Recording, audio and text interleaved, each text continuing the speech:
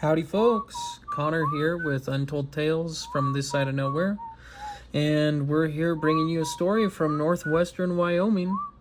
Did you know that prior to 1946, most chainsaw chains had teeth that pointed straight up and scratched at the wood, kind of like a regular handsaw? It wasn't until a man named Joseph Cox observed a pine beetle larva eating through wood that he was inspired to create what's known as the chipper chain. And that is the chain with the kind of C-shaped teeth that you see on chainsaws today. His invention changed chainsaws forever and is used on just about every chainsaw that you can buy today. But before we jump into today's story, here's a message from our sponsors. This week, our sponsor is Basin Pharmacy in Basin, Wyoming. Basin Pharmacy is your hometown pharmacy, as well as your source for over-the-counter medicine, vitamins, and supplements. They also carry office supplies, Russell Stover's chocolates, and greeting cards. The friendly folks at Basin Pharmacy are happy to help with any of your medicinal needs, whether you have a prescription to fill or a question about your meds. You can stop in Monday through Friday from 9 a.m. to 6 p.m. and Saturdays from 9 a.m. to noon. Do you have a noxious weed problem? The team at 307 Pest Management can help. We offer residential and commercial noxious weed management that is safe and affordable. Whether you have a parking lot, a yard, or some production land that needs treated for noxious weeds, 307 Pest Management is ready to help get your weeds under control. Give them a call today for a free quote at 307-250-0614 or send an email to 307pestmanagement@gmail.com. Yes, chainsaws. Everyone knows the sound of a chainsaw, whether it's cutting wood or in a horror movie. When I lived in Idaho, we would go to this haunted corn maze outside of Archer, I think. And there was always someone in that maze with a ski mask and a chainsaw that chased people around. Of course, he had taken the chain off of it, but it was still pretty terrifying, especially in the dark. But today I'm not actually talking about Halloween chainsaw wielding psychos, but an experience I had, my experiences with chainsaws and firewood when I was growing up. So I actually just bought my first chainsaw, and this made me think of all of the memories I have of sawing firewood with the family. So if you're a chainsaw aficionado, I did buy the Stihl MS250. It seemed like it had more horsepower for its weight, and let's be honest, Stihl is the OG. The first ever Stihl chainsaw was invented by Andreas Stihl back in 1927, something like that, 26 I think, 1926, and it was electric, weighed like 135 pounds, and then in 1929 he made the first gas-powered chainsaw, and that one was also very heavy, over 100 pounds. So chainsaws have come a long way since then.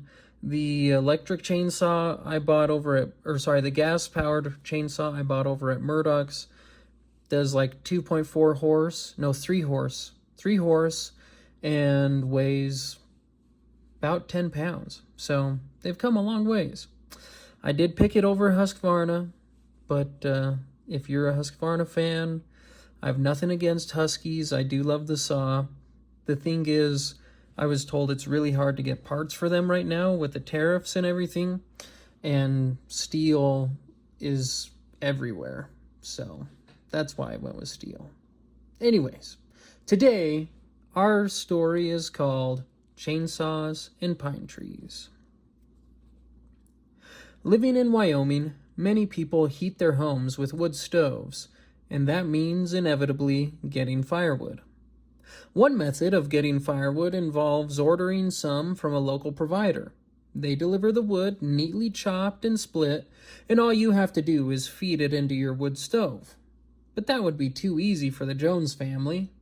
Looking back, I'm not sure why my parents never bought firewood that was already cut and split, but I suspect it had to do with a couple things.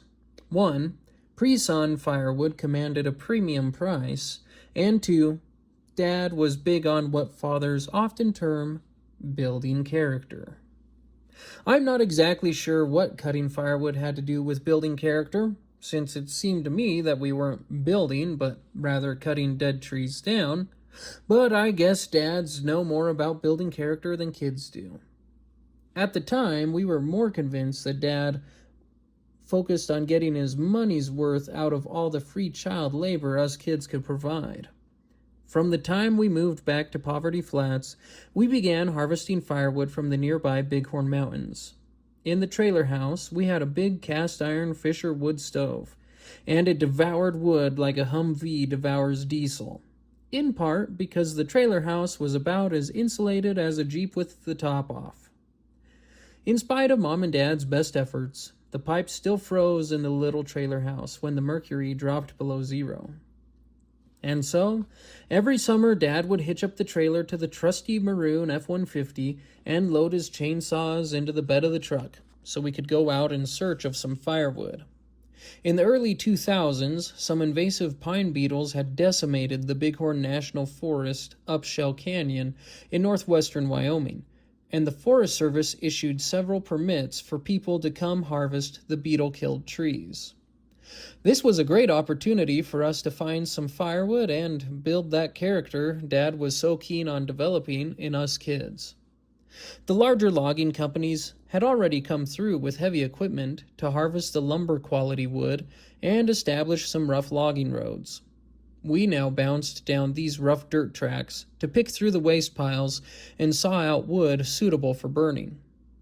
It really was sad to see so many trees dead and dying in Shell Canyon. It's a beautiful place, and the Douglas pine forests are a defining feature of the canyon. Now we trundled up the highway with the creek far below us, the striking limestone cliffs towering in sharp contrast to the remaining trees. Mom would often follow the truck with some of the kids, so we didn't all have to cram into the pickup truck, and we made a little caravan as we ascended the mountain switchbacks. "Dad, I need to go to the bathroom," I whined over the sound of the engine laboring up the steep grade. "Didn't you go before we left the house?" Dad asked. "Yeah, but I have to go now," I replied. Dad sighed. "Can you wait? We're almost there." "Okay, I guess I can wait," I said, and shifted uncomfortably in my seat. "Oh, look," Fred said, pointing out the window. "It's Shell Falls. Look at all that water. Gallons and gallons of it. Think about it. There's so much water." He grinned and cast me a sidelong glance. I responded by punching him in the arm. Even though sawing firewood was a lot of work, I couldn't help but get excited at the prospect of spending some time in the mountains. It was always cooler up on top than it was down in the basin, and there was a good chance we would spy some wildlife, whether it was elk or deer or even just birds, squirrels, and chipmunks. After the highway crossed the creek above Shell Falls, it passed a runaway truck ramp and began climbing. The road was cut into the side of the mountain, and off to our right the ground fell off sharply. I tried not to look down where the creek ran in a silvery ribbon far below. I was glad there was a guardrail. Thinking about how far it was to the bottom made me shudder. I wondered what people who came from back east thought when they drove through Shell Canyon, with its towering peaks and deep ravines. There are states where the highest point is less than 5,000 feet above sea level. Driving through the mountains must have been an eye-opening experience. Maybe they were more nervous about the cliff than I was. Finally, we reached a point where a dirt side road branched off, crossing a cattle guard, and then continuing further down the canyon. The truck's brakes squeaked a bit as Dad slowed and made the turn, the tires rumbling as we bounced over the cattle guard and onto the dirt road. Lush green grass covered the canyon side where it sloped up to the left. Here and there, a handful of quaking aspens huddled together, their leaves shaking gently in the morning breeze. The mountain air was fresh and cool, and Dad rolled down the window to let it in. The fresh smell of earth and green grass intermingled with the aroma of wildflowers. There's nothing like mountain air to wake you up and get your blood flowing. We crossed a bridge over a jubilant little creek and began winding our way along the south side of the canyon. Ahead of us, on the side of the road, we saw a truck and trailer parked in a clearing, and I saw who I assumed were a father and his teenage daughter getting out of the truck. Right off the bat, I noticed two things. One, these two meant business. The dad toted a huge chainsaw with at least a 30-inch bar, and he looked like he could have spent some time in a logging camp. His arms were well muscled, and his t-shirt stretched across his barrel of a chest. His daughter had her hair back in a ponytail, and her work gloves bore the scrapes and sap of many pine trees. The second thing I noticed was their expressions. Neither of them looked happy to be there. The dad was as serious as a cage fighter, and the daughter was positively glowering. As we passed, the dad gave the cord on his saw a yank, and it roared to life. He approached a pile of downed trees, and chips began to fly. His daughter looked on with her arms folded across her chest, a grim look on her face. "That gal doesn't look very happy to be doing firewood," I observed. "Yeah, she looks like she could punch somebody," Fred agreed from his spot beside me. Across the canyon, where the timber once grew thick and tall, only a few green pine trees were interspersed with the brown dead ones. "Man, those beetles are a menace," Dad remarked. "When I was a kid, you couldn't even see the mountain because the trees were so thick." Well, you could see plenty of the mountain now. We turned off the dirt road and began easing our way down one of the rough logging cuts. The trailer bounced behind us, and the sound of rattling metal broke the morning peace as we rolled over fallen branches and white chunks of limestone. "Dad, this road is terrible," Beatrice shouted from the second row. "Yeah, it's not great, is it?" Dad agreed. I felt bad for Mom in the minivan. I turned to look out the back window to where the blue van had slowed to a crawl. "Do you think Mom can make it in here?" I asked Dad. "Yeah, if she takes it slow," Dad nodded. "We're not going too much further anyway." The logging companies had left mountains of dead trees that were either too rotted or too crooked to make lumber alongside the road, and we stopped next to one of these piles. We piled out of the pickup like a hockey team taken to the ice. Behind us, Mom stepped out of the van and stretched. When I stood up, I remembered how badly I needed to go to the bathroom, and found a suitable dry tree away from the road. Back at the truck, Dad swung his saw out of the bed and opened the case. It was an orange Husqvarna with a 24-inch bar, and Dad knew his way around a chainsaw. "You guys can play while Dad and I cut some wood," Mom said, walking over. "Keep an eye on Annie and Caldwell, though," she added, reaching one arm over her head to pull up on her ear. With the other hand, she inserted an orange earplug. Safety first, you know. This was my favorite part of doing firewood, playing on the mountain before we actually had to start doing our part, loading the wood. "Come on," Candace said, taking the lead. "Let's go check out those rocks." 100 yards or so from where we stopped, a huddle of granite boulders jutted out of the grassy hillside. Alice grabbed Caldwell's hand and guided him along, while Beatrice saw to it that Annie found her way through the sticks and rocks. We walked along the rutted logging road, kicking up rocks and stooping to grab one now and then. Fred and I chucked them off the road, trying to hit dead trees. "Got it!" Fred cheered as one of his rocks connected with a crack. Behind us, the roar of Dad's chainsaw filled the air. With so much dead wood right by the road, it wouldn't be long before he had a good pile of logs, cut just the right length for our wood stove at home. The boulders turned out to be just that, boulders. But we did spook a marmot who lived in them. It was a fat, furry animal with tan fur that moved faster than you would think for such a rotund critter. We scrabbled up the largest rock and enjoyed the view from the top, Annie holding tight to Caldwell's hand. He was the youngest of the family, just a few years old. Candace was 12 or 13, and the gap between the oldest and the youngest kid in our family was about 10 years. That's not much for a family of 7. But Fred and I are twins, and Alice was adopted, so that explains how close we are in age. "You can see those other 2 people from here," Candace said, pointing back the way we had come. Sure enough, the dad and daughter duo were just visible through the remaining trees off about a half-mile from where we stood on the large rock. "Wow, they're really going after it," Candace observed. As we watched, the 2 tiny forms worked frenetically. The dad was sawing lengths of wood, and the daughter was tossing it into the trailer. They made no effort to stack, just chucking wood into the little trailer.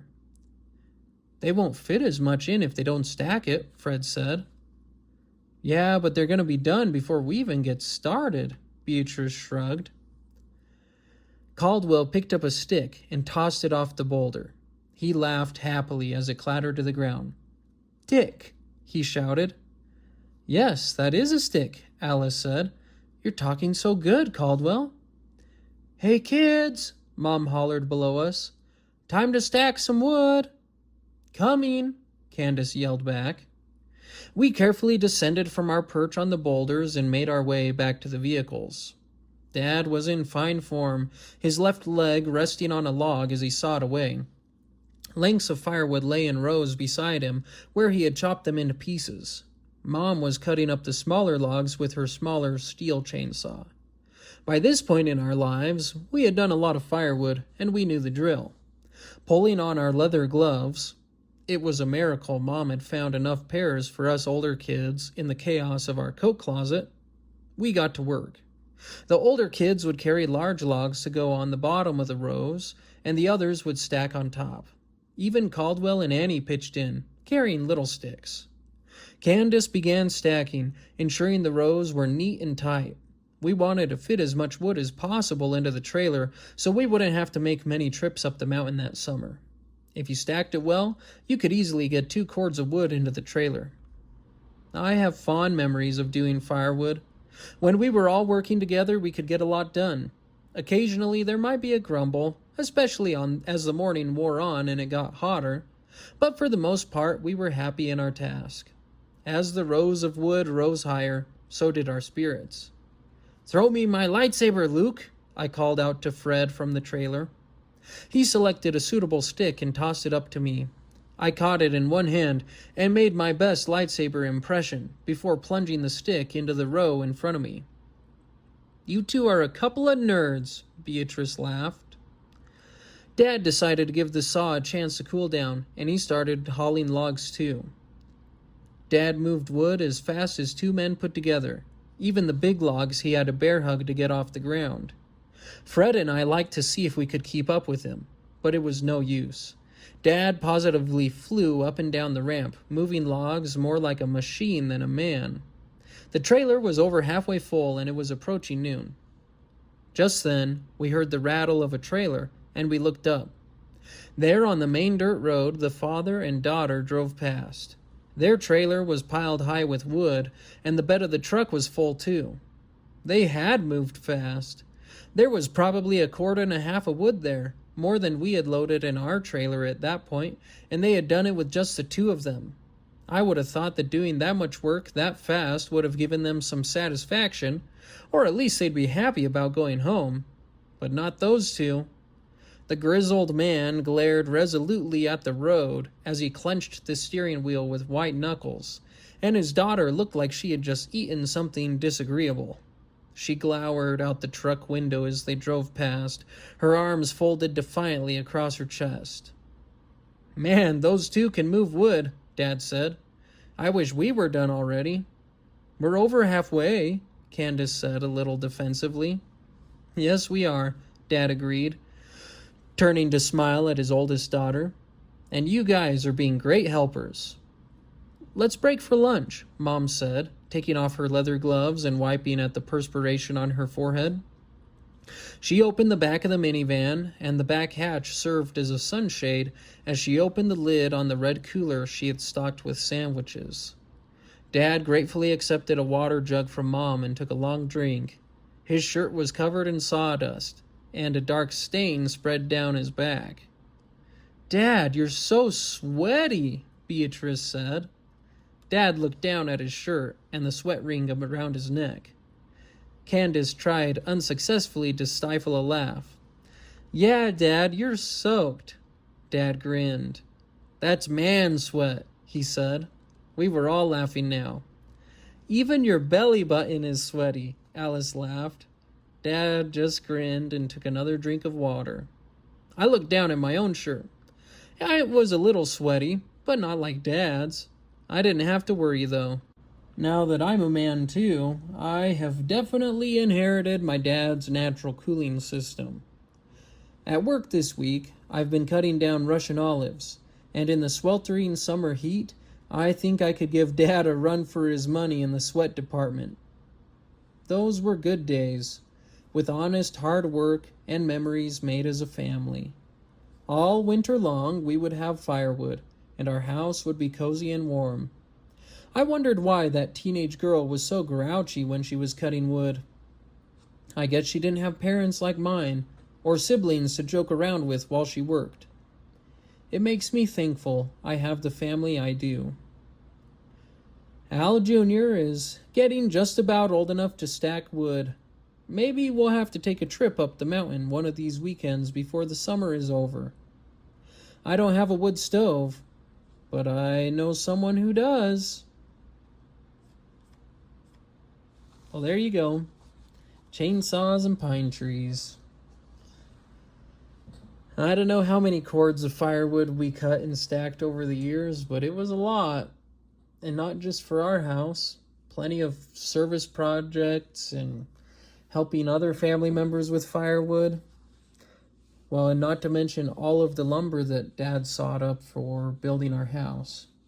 We've done a lot of cutting. And, yeah, those were good experiences.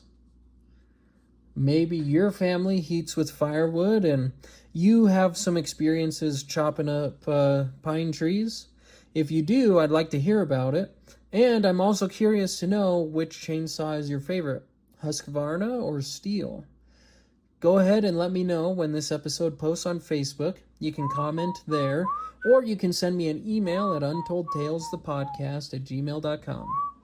And as always, it's been great sharing another story with you on the show. This is Untold Tales from this side of nowhere, where we work twice as hard for half as much and still find time for the important things, like fishing. See you next time, folks.